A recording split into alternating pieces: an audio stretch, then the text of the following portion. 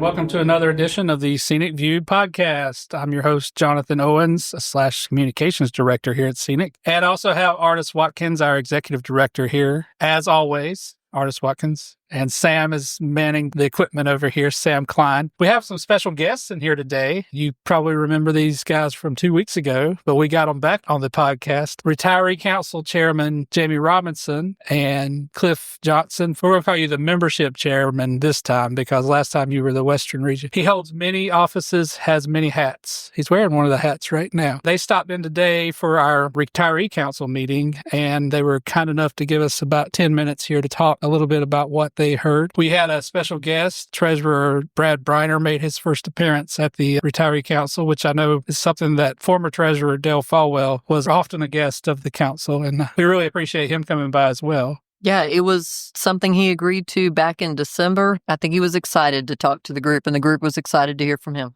Yeah, Jamie, what were your first impressions of your first? Well, you've met him before, right? You've been over to his meetings. I went to one of his meetings, and I like it. And I was so happy that he showed up here today. That says a lot that he's willing to listen to us, and we want to listen to him and work with him, do the right things for all active and retirees. Talked about a lot of different topics. As we all know, he has a lot of different tasks as treasurer. I think you said it best. You said it's probably one of the hardest jobs in state government. No, it's the hardest job in state government. And you told him that in the meeting. I remember that. Yeah. And he didn't quabble with you on it, so he probably already knows that it's an astounding amount of responsibility. One of those responsibilities is the state retirement system, obviously. I guess, what is it now, $128 billion retirement system, I think, the last time I read about it. There was a bill that came out this week to allow some of the state treasurer to purchase certain virtual currencies with our state retirement system, up to 10% of the fund, right? Is that? Yeah, and my understanding is it's Bitcoin is the only one that would qualify the way the bill's written. So up to 10% or $12 billion worth of Bitcoin if the treasurer so chose. What do you think about that, Jamie? Well, I don't think the council took good to it. I don't find it that it is a good investment way, but let's hope it don't go that route. See, my idea was that we could have a Scenic coin. But Start you said a Scenic coin. Yeah, and then that way they can invest in their Scenic coin and we get our money back. At least we can protect. I mean, we 10%. might as well. It's got as much value as any other crypto as far as what a lot of the experts in finance tell us. And so I think that is giving state. There is no question this is freaking state employees out all over the state, not just Scenic members, because we're hearing about it. Yeah.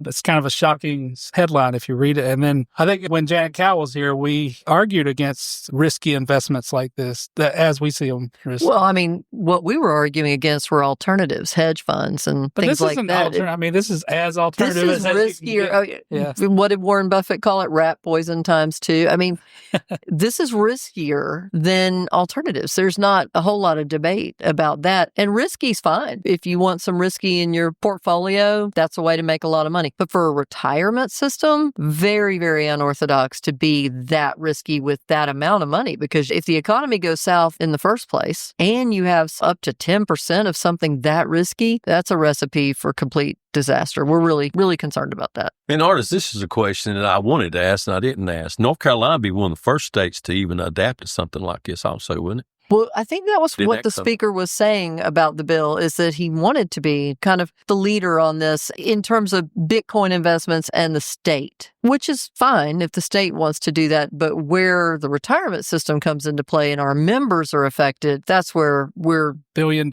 So that would be $12 billion. I bet the Bitcoin folks are chomping at the bit. Oh, for goodness sakes, it would be, Christmas in February. So it limits, I didn't know that it limits to just Bitcoin. Well, the parameters would, at this point in time, Bitcoin's the only one, it's my understanding, that would qualify. Okay. What else did he talk about from the retirement system?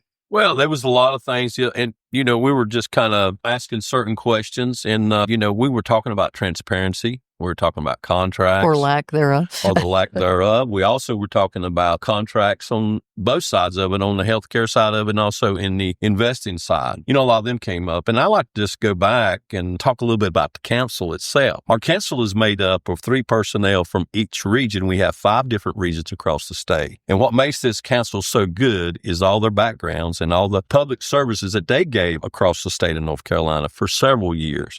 And this council has such I call it a legendary to it, because there's been some great leaders across the state that's been involved with this association before 1984. And also, the Retiree Council is very special. It's special to me, and it's got a lot of special people that serve on it. The Retiree Council has definitely been something Scenic's leaned on heavily. Such good leadership over the years. And so y'all are the barometer. Y'all tell us as staff where you want us to go, and you work with the Board of Governors. The Board of Governors really listens to the Retiree Council, because the folks in that room are living the experience as a retiree and have made it their business to learn everything about this stuff that they can. Well, in ours, even on that, there's a lot of past presidents that serve on that council, a lot of big leadership that got Scenic where we're at today. And so, yeah, totally agree with that. And you briefly mentioned it, but the retirees are also very concerned about the state health plan. And I guess, Cliff, that's why we have you here. You have the finger on the pulse of our membership as membership chairman. What are you hearing from members who are concerned about the premium increase that may come? I'm getting a lot of input and emails, texts regarding the tier-based premium increases, period, but the tier-based especially. Well, Cliff, hang on. Let's back up 1 second and set the scene. Friday of last week, the Board of Trustees of the health plan met. This is what Cliff's talking about. And they voted not to increase premiums, but to give themselves the authority, if they increase premiums, to do that in a way that would charge more. The more you make, the more you would pay. So that's what Cliff's talking about. I'm sorry to interrupt you, but keep going. Not a problem. Thank you for putting that out there, because they may need to know that. Based on what I'm hearing from the members, they're not happy. Every time that something needs to be balanced, the members feel like that the state goes to them and wants to balance the healthcare system or the retiree system. They want to put it on the backs of the state employees, not members of Scenic just, but all state employees. So it shouldn't be just Scenic members that are upset about some of these things. All of our state employees should be getting involved. That's the reason our membership is so important. The more members we have, the louder our voice is when we go to speak about these issues. And all state employees should be taking a very, very close look and interest. Like Artis said, it's not a done deal yet. They just gave themselves the authority. So now is the time as members that we can speak out and let our voice be heard. But if we can get all of our members and the state employees to speak out against it, or to find alternative measures. We brought up in the meeting with Treasurer Briner the lack of transparency from the hospitals. There's lots of hospitals that have billions of dollars, if not trillions, in profits. We don't know because they're not transparent. They're, I guess, the contracts are secret. The contracts by legislation. By legislation, they're secret. We don't have access to them, so we don't know which hospitals or which medical corporations, as you'd call them, whereas Delphi will call them cartels. We don't know which ones are making profits. When you say, Cliff, that people don't, members don't realize that, they don't. But we even had legislators in the last week by law that if you have a contract with taxpayer money through the third-party administrator, so through an insurance company, a hospital has a contract to take care of people under the state health plan, they don't have to report what they're charging. People generally don't like that when they find out that government has contracts, paying taxpayer money, but never telling anybody what the cost is. People hate it. And so we had some legislators ask us, where do you get that? Where do you get that it's secret? And so for anybody who's wondering, it's General Statutes 135-48.10. And the name of that section includes confidentiality of patient information, vendor contracts. So that is making equal, in terms of the importance of secrecy, your medical records with the records showing the profit of a hospital. Nobody thinks that's right when they learn about it. That's a little bit nuts. And also, what about being number one in the highest ranking of cost? And I think about that. When you brought that up earlier in some of our other meetings, if I'm a senator or in the House of Representatives, I would not want my state to have them labels like that. So we have the highest costs, but some of the worst outcomes from our health. We have some great healthcare systems in North Carolina. Don't get me wrong. But for what we're paying, we should be getting outstanding treatment. I mean, there should be no health issues in North Carolina because of the amount that we're paying for insurance. And that's not just the state employees. That's overall. That's a statewide issue, not just a state employee issue on the healthcare system. But the members, like we talked about a minute ago, the transparency. There's the same issue with the contracts for the retirement system. I sit on that retiree board, another hat, but I sit on that board. And I was at the meeting when Treasurer Briner, and we asked him all these questions regarding the healthcare system and the retirement system. So Scenic right now is the only voice that's out there putting the information out to all state employees that are open to listening. If they're looking at their information, we don't just limit our information to Scenic members. It's available for all state employees. This podcast is open for anybody. So any state employee or any citizen in North Carolina, the cost of the health care doesn't just affect the state employees. It affects the entire state of North Carolina and the taxes of all of our citizens. So tax dollars are having to be spent to this also.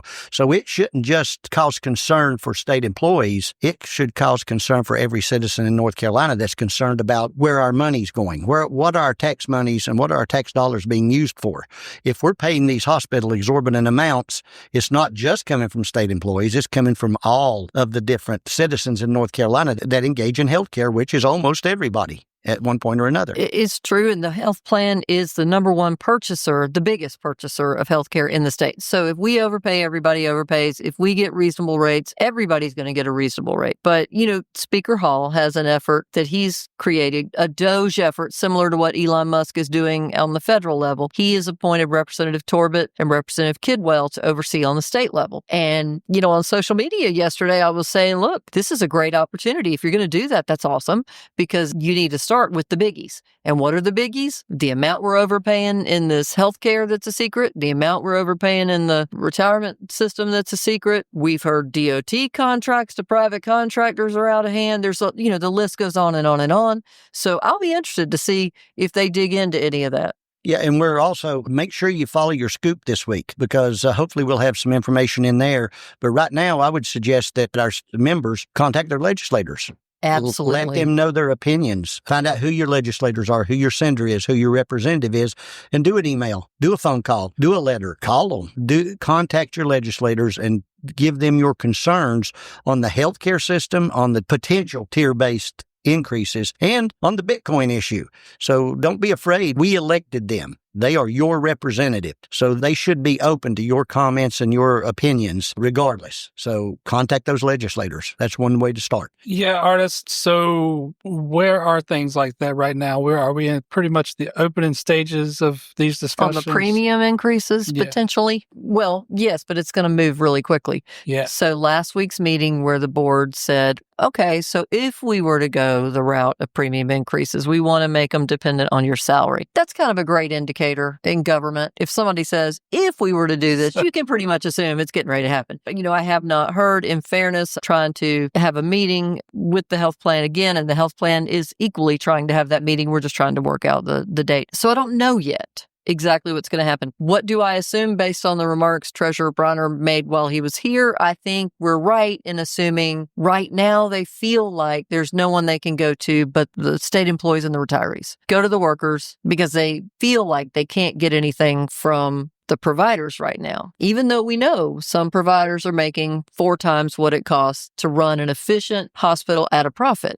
according to healthcare economists. So our contention is if they go that route, we cannot support and we can't ask our members to support their costs going up when nobody's touching what the hospitals get paid for this year, and it remains secret. If you open it up, you'll get that information immediately. And if you see it's as crazy as we hear it is, well, gosh, you should immediately demand you stop paying some of that. So we've posted a lot of things about this on our social media, and it seems like one of the first comments we get is one that everyone thinks, like, how can you raise somebody's premiums without giving them a raise? That's the first comment that we get. Yeah. Well, first of all, I'm concerned about the board considering doing it based on salary. Yeah. Because then the discussion becomes between folks who make a lower salary, pitting them against folks who make a higher salary, and they're fighting each other, and then they lose focus. Hey, none of us should be paying an increased amount. The hospitals that have been overpaid, anybody else in this system that's been overpaid,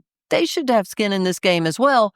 But instead, it really creates the debate right there. The debate's going to be between lower paid state employees and higher paid state employees, and that's it. I mean, we've seen instances where we feel like that's by design, specifically like us fighting teachers for raises and things like that. Right. Do you think that's their intention, or is that just a byproduct of what? Oh, I think it's the path of least resistance. Okay. I mean, I think that we are not the big money people. We've talked about it before. The amount of money that goes into the political system from rank and file state employees is a fraction of what goes in. The biggest lobby in D.C. is healthcare. The biggest lobby around here, probably healthcare. I haven't even looked at it recently. I just know they're everywhere in the legislature. Good for them. They're protecting their turf, but we're protecting the turf, the backyards of our members. And we're never going to match that effort in terms of money or bodies. But I think so far Scenic's doing a good job of getting that message out to the public because like Cliff said, when we overpay, all of you overpay. That's why we're number one most expensive state in this country, therefore in the world for healthcare. So the DOGE effort that you're talking about in state government, wouldn't you be better served to tackle healthcare than you would to tackle state government? But isn't that a government efficiency if taxpayer money's being used? Yeah. You can't track it, but actuaries tell you the range you're paying includes amounts 4 times what it takes to make a profit. Isn't that the first place you'd look for an efficiency? Yeah. I don't want to get too partisan, but It's not partisan. This is the thing about it. It's not partisan. Guess who has protected those profits for all these years? Both sides, Everybody. Right? Yeah. Everybody. Democratic, Republican leadership, everybody. I feel like Elon's time would be better served going after healthcare than... Not real worried about what Elon's doing, but if we're going to have an effort on this state level, we would request, if you hear it, Representative Torbett or Representative Kidwell, we'd request that's the first place you look because my goodness, is that offensive to people when they learn about it. And there's all kinds of waste in government. We could just talk about this for days and days, right? But that's my concern. Yeah. Are the private contracts going to even be on the table? Who knows? I hope they will be. And the term DOGE, Department of Government Efficiency, shouldn't part of looking at government efficiency look at those contracts, how we can efficiently spend government? If you're in part running the government through contracts, yes. Yeah. Okay. Well, do you guys have anything else you want to add? I know we've kept you from the West for far too. I don't want you to get caught in I-40 traffic, although you might. It's too late. It's too late. Yeah, we might as well get you a hotel room. No, we're good. I'm going to go back towards the West. We're westward bound. Sorry about that, guys. Thank y'all so much for coming in and everything you do for Scenic. You really work your tails off for us and all of our members. And I will just say that Cliff said not just Scenic members, but all state employees. We think that all state employees should be Scenic members, correct? Most definitely.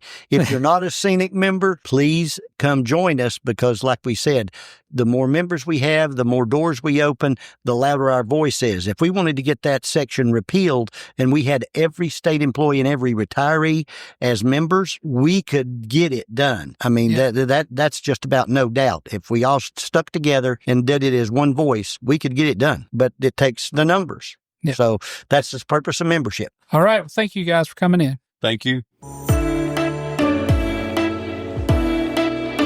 Artist, I got a question. Well, what is Bitcoin? Because as far as I know, it's trading your money for invisible nothingness in the air that you can't see or touch. I think that a lot of people have that same. I mean, I don't really know. Okay, first of all, let's talk about how is it valued by itself. Like it's valued by whatever people want it to be valued at, right? Yeah. So if you have an investment and in a fund, and that fund puts its money towards companies doing business, you can track real estate investments or this, that, or the other things, right? And you can say at least in your mind, I own a certain little part of that. Or gold. You can see it. You can hold it. Hang on, Ted if you said think it well. about it. So Bitcoin is a type of digital or virtual money that exists only on the internet. It's only on the internet. You can't hold it. You can't have it except on the internet. So it's like Fortnite V-Bucks. Right. So again, it feels like this invisible little gold coin that I will never be able to touch or hold, but supposedly it's my money. I don't Right. like And it's to cut out banks or anything, any third party in the transaction when you buy things, but you can do things outside of going to your bank now. You can set up payment methods that are internet only. Zelle. The problem is, okay, let's say the internet goes down. Where's my money? Right. I mean, that's literally one of my Power questions. outage. What are Yeah, but you don't have money now. Or Like, what if no one has like what if it dollars gets- chilling anywhere?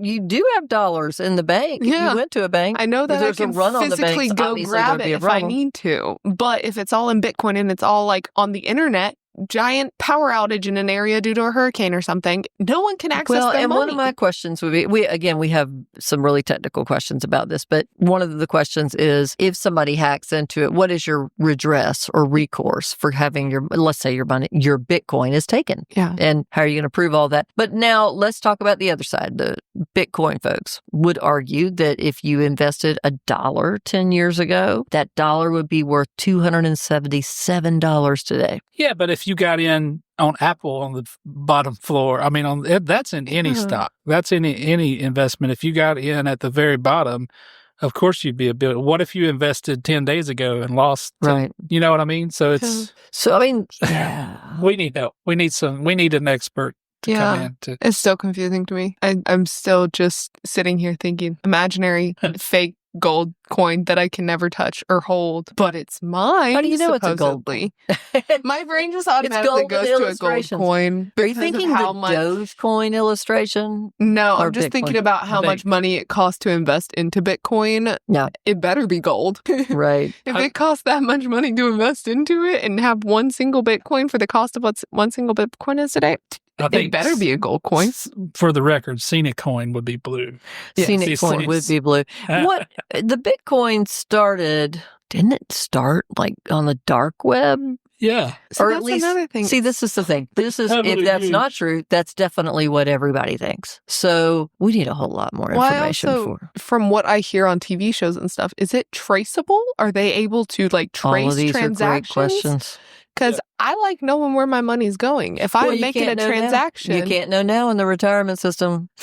yeah. It's just like healthcare. You Because like I like to go and look at my bank account and say, okay, I spent money here, I spent money here, and if I don't recognize a transaction, I can be like, I did not spend my money there. Call the bank, get that fixed. You know what we need? We need a call-in aspect to this show where people can it'd call have to be in. live. Exactly. Where people would call in and talk about Bitcoin. Send us your questions on Bitcoin. Well, Please do. We should Actually, set up that a would be great. scenic Send email us your specifically questions. for the podcast. yeah. Yes, we'll do that. We'll do Okay. that. So the thing about Bitcoin, besides being something that literally no one can define, and we have a list of questions. We won't get into them. It'd be too boring on this, but we do have a very specific list of technical questions for anybody. Think of doing this with the pension anyway. But John, you were talking about just in the last month what the price swing has been. But the Yeah. deal is the price swing on Bitcoin, it's been really volatile for its whole existence, right? So, as on my back of the envelope, John is not very good at math projections here. From what I've been reading, the Bitcoin price right now is around 95,000 per, I guess, Bitcoin. It's lost about 10,000 points or dollars. I don't know,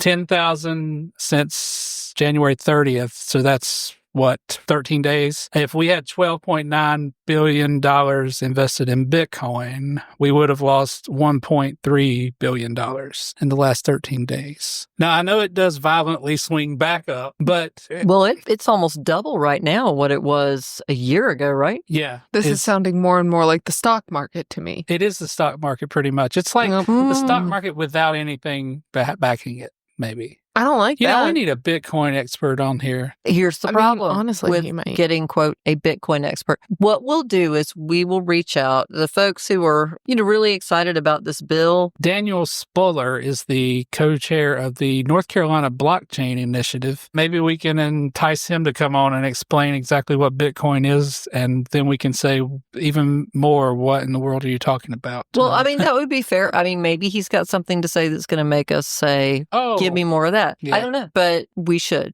We will, in the interest of fairness, invite him to come or, be on by Zoom, whatever he needs to do, to be able to explain to us why that would be a really good thing for the state. I will just tell you that the knee-jerk reaction to people is that it feels like taking their money to Vegas Yeah. and going to the craps table. I grew up with my parents always talking about how they used to go from handling cash and only paying for things in cash to now using debit cards and stuff. Please don't tell me that you guys think we're moving in the way of Bitcoin and cryptocurrencies being a way of transactions. But, who knows? There's been so many suggestions over the years. I mean, there have literally been bills in the General Assembly Yeah. that I've seen before to move to a different currency. So we're going to do exactly that. We're going to ask Daniel Spuller to come on here or anyone else who is in that industry and thinks that Bitcoin's the answer to all of our woes. We would like to hear from you because, again, the gut reaction, the visceral, I've not seen any reaction this quick and this strong from our members in a long time. Yeah. And I think that's going to be our question of the week. It's not going to be John's question of the week. It's going to be Sam's question of the week this week. That was the question of the week. What is Bitcoin? You'll have to make a whole new song. I already have a theme song for me because I've hosted a couple times where I had to ask the question. Sunny's wacky weird question of the week. Well, thank you all for doing this with us, and thank you everyone for listening. And if you know what Bitcoin is, drop a comment on the Facebook post of this episode. Let us know what Bitcoin is. Please. Thank you.